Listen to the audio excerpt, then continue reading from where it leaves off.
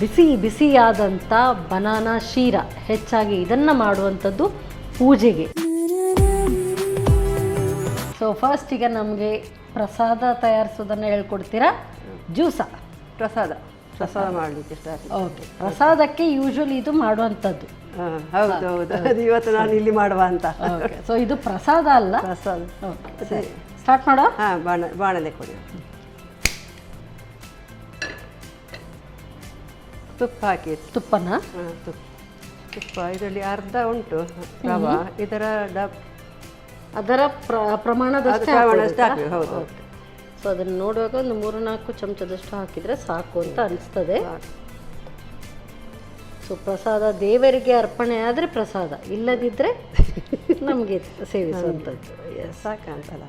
Okay, so KCಯವರ ಶುದ್ಧ ಹಸುವಿನ ತುಪ್ಪ ನೀವು ಪ್ರಸಾದ ಮಾಡಿ ಅಥವಾ ಬೇರೆ ಯಾವುದಾದ್ರೂ ಖಾದ್ಯಕ್ಕೆ ಹಾಕಿ ಟೇಸ್ಟ್ ಸೂಪರ್ ಕೊಡ್ತದೆ. ಹೆಲ್ತಿಗೂ ಅಂದರೆ ನೋಡಿ, ಅದು ಶುದ್ಧ ಹಸುವಿನ ತುಪ್ಪ ಅಂತ ಹೇಳಿದೀವಿ. ದೇವರಿಗೆಲ್ಲ ಮಾಡುವಾಗಂತೂ ಯೂಶಲಿ ಇಂಥದ್ದೇ ಬೇಕಾಗುತ್ತೆ. ಪ್ರಸಾದಕ್ಕೆ ನಿಜ ದ್ರಾಕ್ಷಿ ಗೋಡಂಬಿ ಎಲ್ಲ ಹಾಕುದಿಲ್ಲ ಅಲ್ಲ, ನಾನು ಇವತ್ತು ಹಾಕ್ತೇನೆ ಸ್ವಲ್ಪ. ಫಸ್ಟಿಗೆ ಇದನ್ನು ಫ್ರೈ ಮಾಡುವ. ಗೋಡಂಬಿ ಹಾಕ್ತೇನೆ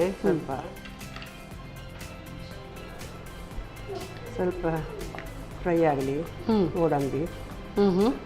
ಅದು ಅವತ್ತೊಟ್ಟಿಗೆ ಸಹ ಬೇಯ್ತದೆ, ಫ್ರೈ ಆಗ್ತದೆ. ಇದು ಮೊದಲೇ ಇದನ್ನು ಹುರಿದು ತೆಗೆದಿಟ್ಕೊಳ್ತೇನೆ.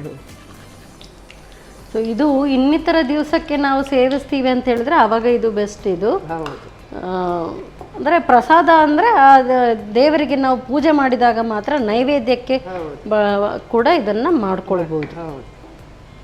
ಸೊ ಗೋಡಂಬಿ ದ್ರಾಕ್ಷಿ ಹೇರಳವಾಗಿ ಹಾಕಿದ್ದೀರಿ.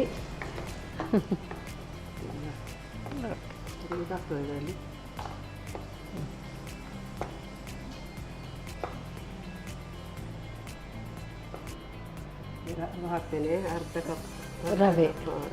ಇದು ಬಾಂಬೆ ರವೆ, ಚಿರೋಟಿ ರವೆ. ಇದು ಅಂದರೆ ಹುರಿಯುವಾಗಲೇ ಬಾಳೆಹಣ್ಣು ಹಾಕೊಳ್ಳಿಕ್ಕ ಹೇಗೆ? ಸ್ವಲ್ಪ ಹುರಿದಾದ್ಮೇಲೆ ಬಾಳೆಹಣ್ಣು ಹಾಕೋದು, ಸರಿ ಹುರಿಬೇಕು. ಅಂದರೆ ಒಂದು ಘಮ ಬರೋವರೆಗೂ ಇದನ್ನು ಹುರ್ಕೊಳ್ಳುವಂಥದ್ದು. ಸೊ ನೀವು ಯೋಗ ಟೀಚ್ ಮಾಡ್ತೀರಲ್ಲ ಮೇಡಮ್, ಯಾವ ಏಜ್ನವರಿಗೆ ನೀವು ಹೇಳ್ಕೊಡೋದು? ಎಲ್ಲ ಏಜ್ನವರಿಗೆ. ಯಾವ ಏಜ್ನವರಿಗೆ? ನಿಮ್ಮ ತುಂಬ ಕಿರಿಯ ಒಂದು ಸ್ಟೂಡೆಂಟ್ ಅಂತ ಹೇಳಿದರೆ ಎಷ್ಟು ವರ್ಷದ್ದು?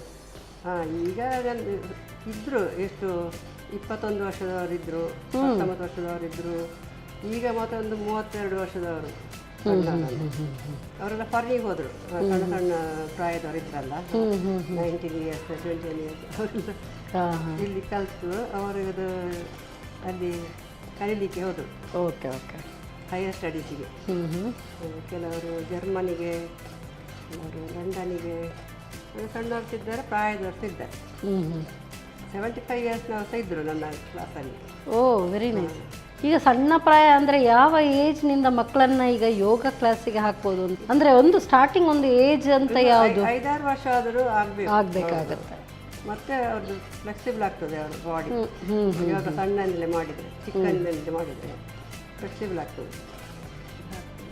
ಬಾಳೆಹಣ್ಣು ಇದು ಹುರಿಯುವಾಗಲೇ ಆವಾಗಲೇ ಹಾಕೊಳ್ಳೋದಾ? ಹೌದು, ಹುರಿಯುವಾಗಲೇ. ಹಾಂ, ಇದು ಘಮ ಬರ್ತಾ ಉಂಟಲ್ಲ.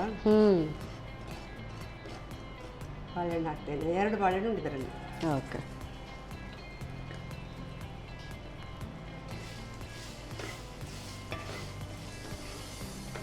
ಸೊ ಇದು ಎಲ್ಲ ಪೂರ್ತಿ ಬೆಂದಾದ ನಂತರ ಮೇಲೆಯಿಂದ ಹಾಕ್ಕೊಳ್ಳುವಂಥದ್ದಲ್ಲ, ಇದು ರವೆ ಉರಿಯುವಾಗಲೇ ಬಾಳೆಹಣ್ಣನ್ನು ಹಾಕ್ಕೊಳ್ಳುವಂಥದ್ದು. ಹೌದು, ಹುರಿಯುವಾಗಲೇ ಹಾಕ್ತೀವಿ. ಯಾವುದು ಏಲಕ್ಕಿ ಬಾಳೆ ತಗೊಂಡಿದ್ದೀರಾ ಯಾವುದು? ಸೊ ಮೈಸೂರು ಬಾಳೆ, ಪೂಜೆಗೆ ಬಾಳೆಹಣ್ಣು ನಾವು ಯಾವ್ದು ಯೂಸ್ ಮಾಡ್ತೀವ ಅಂಥದ್ದನ್ನು ಹಾಕ್ಕೊಳ್ಬೋದು. ಹೌದು, ಮೈಸೂರು ಬೇಡ, ಬೇರೆ ಯಾವುದಾದ್ರು ಹಾಕ್ತೀವಿ. ಬೇರೆ ಯಾವ್ದು ಹಾಕ್ತದೆ ತೊಂದರೆ ಇಲ್ಲ. ಮೈಸೂರು ಹಾಕ್ಬಾರ್ದು, ಅದು ಹುಳಿ ಅಲ್ಲ. ಅದೇ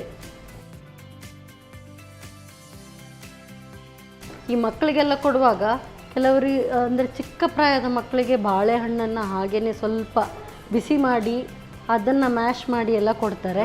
ಇನ್ನೊಂದು ಏನು ಅಂತ ಹೇಳಿದರೆ ನಮ್ಮ ಈ ಒಂದು ಚಿತ್ರಕೂಟ ಶಿಶು ಪೋಷಕ್ ಅಂತ ಹೇಳಿ, ಸೊ 6 ತಿಂಗಳ ನಂತರದ ಮಕ್ಕಳಿಗೆ ಈಗ ತಾಯಂದಿರೆಲ್ಲ ಅದು ರಾಗಿ ಮಣ್ಣಿ ಅದನ್ನೆಲ್ಲ ಮಾಡ್ತಾರಲ್ಲ, ಅದು ಮಾಡುವಾಗ ಅಂದರೆ ಯಾರಾದರೂ ಹಿರಿಯರಿದ್ರೆ ಅದನ್ನು ಹೇಳಿಕೊಟ್ರೆ ಅವ್ರು ಮಾಡ್ಬೋದು. ಇಲ್ಲದಿದ್ರೆ ಗೊತ್ತಿಲ್ಲ ಅಂತ ಹೇಳಿದರೆ ಬೆಸ್ಟ್ ಅಂತ ಹೇಳಿದರೆ ಇದು ಚಿತ್ರಕೂಟ ಶಿಶು ಪೋಷಕ್ ಇವರದ್ದು. ಇದರಲ್ಲಿ ಇದು ಬ್ರಾಹ್ಮಿ ಎನ್ರಿಚ್ಡ್ ಆಗಿದೆ. ಹಾಗೆ ಬೇರೆ ಬೇರೆ ಪ್ಯಾಕೆಟ್ಸ್ ಇನ್ನೊಂದು ಕೂಡ ಇದೆ, ಅದು ಕೂಡ ಬ್ರಾಹ್ಮಿಯಲ್ಲೇ. ಅದರಲ್ಲಿ ಮಕ್ಕಳಿಗೆ ನಾವು ಏನು ಇದರ ಬರೀ ಒಂದು ಪ್ಯಾಕೆಟ್ ಇದನ್ನು ಕಟ್ ಮಾಡಿ ಹಾಗೇನೆ ಹಾಲಿಗೆ ಅಥವಾ ಇದರಲ್ಲಿ ಹೇಗೆ ಮಾಡಬೇಕು ಅಂತ ಎಲ್ಲ ಇದರಲ್ಲಿ ಡೈರೆಕ್ಷನ್ಸ್ ಇದೆ. ಹಾಗೆ ಮಿಕ್ಸ್ ಮಾಡಿ ಅದನ್ನು ಬಿಸಿ ಮಾಡಿ ಮಕ್ಕಳಿಗೆ ಕೊಡ್ಬೋದು. 6 ತಿಂಗಳ ನಂತರದ ಮಕ್ಕಳಿಗೆ ಇದು ಕೊಡಲಿಕ್ಕೆ ಸೂಕ್ತವಾಗಿರುವಂಥದ್ದು. ಸೊ ಯಾರಾದರೂ ನಿಮ್ಮ ಒಂದು ಗೊತ್ತಿರುವಂಥವ್ರಿಗೆ ಅದು ಕೂಡ ನೀವು ಇದನ್ನು ಅವ್ರಿಗೆ ಹೇಳ್ಬೋದು. ಈಗ ಹಾಲು ಹಾಕ್ತೇನೆ, ಸೊ ಅದರ ಡಬಲ್ ಅಂದರೆ ಯಾವುದರದ್ದು? ರವೆದು. Okay okay. ಇದರ ಒಟ್ಟಿಗೆ ಬೆಲ್ಲ ಸಹ, ಇದು ಸಹ ಹಾಗೆ ಸ್ವಲ್ಪ ಕಡಿಮೆ, ರವಕ್ಕಿಂತ ಸ್ವಲ್ಪ ಕಡಿಮೆ ಹಾಕ್ತೇನೆ. ಸ್ಪೂನ್ ತಗೊಂಡು ಇದು ಕದಳಿ ಬಾಳೆಹಣ್ಣು, ಕದಳಿ ಬಾಳೆಹಣ್ಣು. ಸೊ ಇದು ಹಾಲಿನಿಂದಲೇ ಬೇಯಿಸುವಂಥದ್ದು? ಹೌದೌದು, ಹಾಲಿನಲ್ಲಿ ಮಾಡಿ, ನೀರಿನಲ್ಲಿ ಮಾಡಲಿಕ್ಕಿಲ್ಲ. ಹಾಂ ಹಾಂ ಹಾಂ. ರವೆ ಇಷ್ಟೊಂಚೂರು ಇತ್ತಲ್ಲ, ಇಷ್ಟಾಯ್ತು ನೋಡಿ. ಹೌದು, ಒಂದು ಚಿಕ್ಕ ಬೌಲ್ನಷ್ಟು ಇದ್ದರೆ ಇದರಲ್ಲಿ ಒಂದು 3-4 ಜನ ಆರಾಮ್ಸೆ ಇದನ್ನು ತಗೊಳ್ಬೋದು. ಬಾಳೆಹಣ್ಣು ತುಂಬ ರೈಪ್ ಆಗಿದೆ ಅಂತ ಹೇಳಿದರೆ ಕೆಲವರು ಹೀಗೆ ತಿನ್ನಲಿಕ್ಕೆ ಇಷ್ಟಪಡೋದಿಲ್ಲ, ಆವಾಗ ಇದಕ್ಕೆ ಹಾಕ್ಕೊಳ್ಬೋದು. ಹಾಂ, ಹುರಿದಿಟ್ಟಿರುವಂಥ ಗೋಡಂಬಿ ದ್ರಾಕ್ಷಿ ಹಾಕ್ತೇನೆ ಮತ್ತು ಏಲಕ್ಕಿ.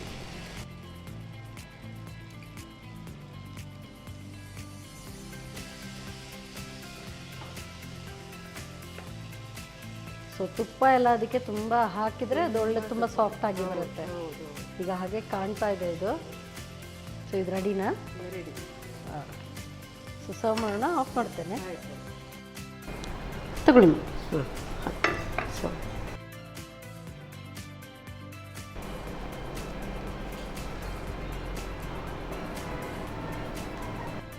ಬಿಸಿ ಬಿಸಿಯಾದ ಪ್ರಸಾದ ರೆಡಿ. ಸೊ ಇದನ್ನು ನಾನು ಪ್ರಸಾದ ಅಂತ ಹೇಳಿದರೆ ತಪ್ಪಾಗ್ತದೆ. ಸೊ ಹಾಗಾಗಿ ಇದು ಬನಾನಾ ಶೀರಾ ಅಂತ ಕೂಡ ಹೇಳ್ಬೋದು. ಶೀರಾ ಅಂತ ಹೇಳ್ಬೋದು. Thank you so much madam. So ಬಿಸಿಯಾದಂಥ ಬನಾನಾ ಶೀರಾ, ಹೆಚ್ಚಾಗಿ ಇದನ್ನು ಮಾಡುವಂಥದ್ದು ಪೂಜೆಗೆ. ಹೇಗೆ ತಯಾರಿಸೋದು ಮತ್ತೊಮ್ಮೆ ನೋಡಿ. ಬನಾನಾ ಶೀರಾ ತಯಾರಿಸುವ ವಿಧಾನ: ಮೊದಲಿಗೆ ಸ್ವಲ್ಪ ತುಪ್ಪವನ್ನ ಬಿಸಿ ಮಾಡಿಕೊಂಡು ಗೋಡಂಬಿ ದ್ರಾಕ್ಷಿಯನ್ನು ಹುರಿದಿಟ್ಟುಕೊಳ್ಳಿ. ನಂತರ ಅರ್ಧ ಕಪ್ ಚಿರೋಟಿಯನ್ನು ಘಮ ಬರುವವರೆಗೂ ಹುರಿಯಿರಿ. ನಂತರ ಹೆಚ್ಚಿದ 2 ಬಾಳೆಹಣ್ಣನ್ನು ಸೇರಿಸಿ ಹುರಿಯಿರಿ. ಆ ನಂತರ ರವೆಯ 2 ಪಟ್ಟು ಹಾಲು, ಬೆಲ್ಲ ರುಚಿಗೆ ಅನುಸಾರವಾಗಿ ಹಾಕಿ ಹುರಿಯುತ್ತಾ ಬೇಯಿಸಿ. ಕೊನೆಯಲ್ಲಿ ಹುರಿದಿಟ್ಟ ಗೋಡಂಬಿ ದ್ರಾಕ್ಷಿ, ಏಲಕ್ಕಿ ಪುಡಿ ಉದುರಿಸಿ ಸರ್ವ್ ಮಾಡಿ. ಬಿಸಿ ಬಿಸಿಯಾದ ಬನಾನಾ ಶೀರಾ ಈಗ ಸವಿಯಲು ಸಿದ್ಧ. ನಮ್ಮ ಟಿವಿ ಫೇಸ್ಬುಕ್ ಪೇಜ್ ನ ಲೈಕ್ ಮಾಡಿ, ಯೂಟ್ಯೂಬ್ ಚಾನೆಲ್ ನ ಸಬ್ಸ್ಕ್ರೈಬ್ ಮಾಡಿ. ನಮ್ಮ ಎಲ್ಲಾ ಯೂಟ್ಯೂಬ್ ವಿಡಿಯೋ ಅಪ್ಡೇಟ್ಸ್ಗೆ ಬೆಲ್ ಐಕಾನ್ ಕ್ಲಿಕ್ ಮಾಡಿ. ನಮ್ಮ ಟಿವಿ, ಕರಾವಳಿ ಕರ್ನಾಟಕದ ನಾಡಿಮಿಡಿತ.